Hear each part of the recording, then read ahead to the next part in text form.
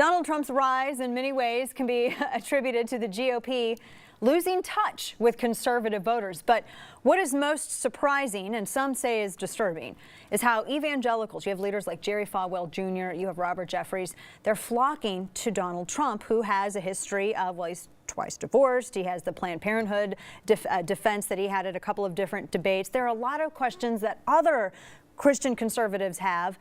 They see that, and they see this disconnect. Joining us now is Maggie Gallagher, senior fellow at the American Principles Project. Maggie, thank you for joining us. It is a huge disconnect. I remember sitting there watching the returns come in from South Carolina, and when I heard that Trump had taken the evangelical vote in South Carolina, I have to tell you, Maggie, I was really genuinely surprised at that. Well, I think that Cruz has been pegged as an evangelical candidate because he won Iowa. But truthfully, he is a candidate who's acceptable to evangelicals, but is more natural as a Tea Party conservative, and that may be one of the issues. But the other thing, Dana, is let's be clear. From the patterns of voting, the exit polls don't allow us to separate it out. Church-going evangelicals, and I have to, full disclosure, I'm a Roman Catholic, but church-going evangelicals appear to be breaking for Cruz rather heavily. But throughout the South, there's a lot of people who call themselves evangelical, and they may believe in Jesus, but they're not in church very much, and many of them come from broken, fractured homes, and they don't see a lot of hope, and they don't see a lot of opportunity. And I think that Trump is taking advantage of that to the dismay of a lot of us. That's a really good distinction right there, that these are people who are not regular churchgoers, but they say they identify as that because that's just to them, that's how they define it. Yeah, like, I lived in New York a lot of years. There's a lot of Jews like that, too. It doesn't mean they go to synagogue. Now, obviously, there are also church-going peoples, and there are some pastors. I think the bulk of pastors have broken for Cruz, which is one of the reasons he emerged in Iowa. But the really big question right now that I am going is not why evangelicals are not breaking for Cruz, because we're out of the place which evangelicals dominate. And it turns out that Cruz has won all over the country, in Alaska, in Maine, in Kansas, in Iowa, in Oklahoma, and in Texas, and he wasn't particularly strong in the South. The question that is emerging for me is, given that the voters have chosen Cruz as the only alternative to Trump, why aren't the other candidates and the GOP establishment and the mega donors coalescing around Cruz?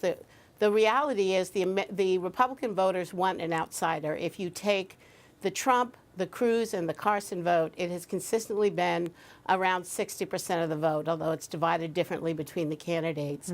So this is not a year where they want a Marco Rubio who is being pushed by the Jeb Bush people.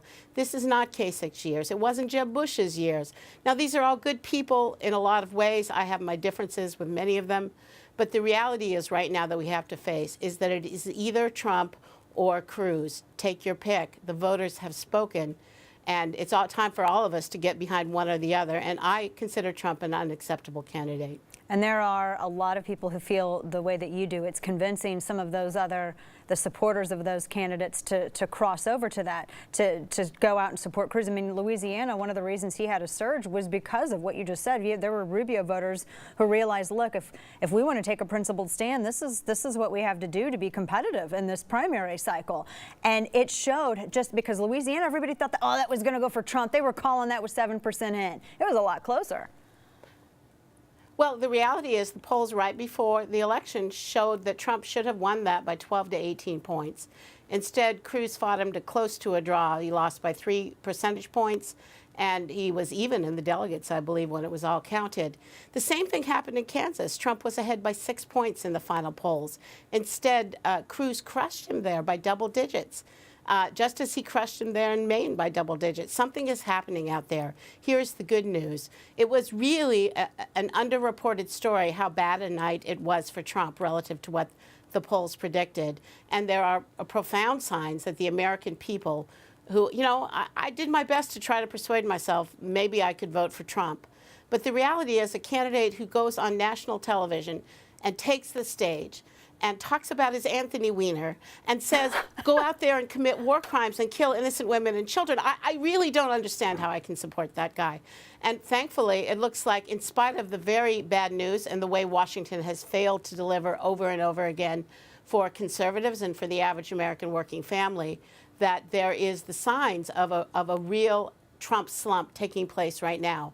And the only question is, will Rubio and Kasich acknowledge that they have to get out of the race?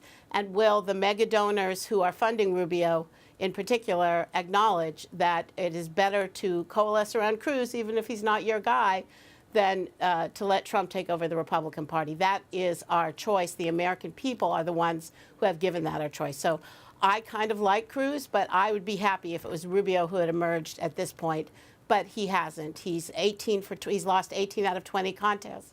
There is no part of the map that looks good for Rubio, and he's likely to lose in his home state. So I hear as I walked into the studio that CNN is reporting the Rubio campaign is divided and reconsidering what they should do. You cannot beat a horse. It's all very well to go out there and say no Trump, never Trump. But you cannot beat a horse except with another horse. We need to get a horse, those of us who think that Trump is a real problem, not only for our party, but more importantly for our country. He is a guy who has a history of selling you dreams. You know, Trump University, it's going to be great. It's going to be the greatest. The Taj Mahal, it's going to be great. It's going to be the greatest. And if it works out, well, you know, great for everybody. But if it doesn't, Trump moves on, and a lot of little people are left holding the bag. And we don't want to be those little people for sure. Maggie Gallagher, Senior Fellow, American Principles Project. Maggie, thank you so much. Good to see you. Thank you. Now, as you heard Maggie say, reports are that the Rubio camp is divided. The latest with Javier Miñarez after the break.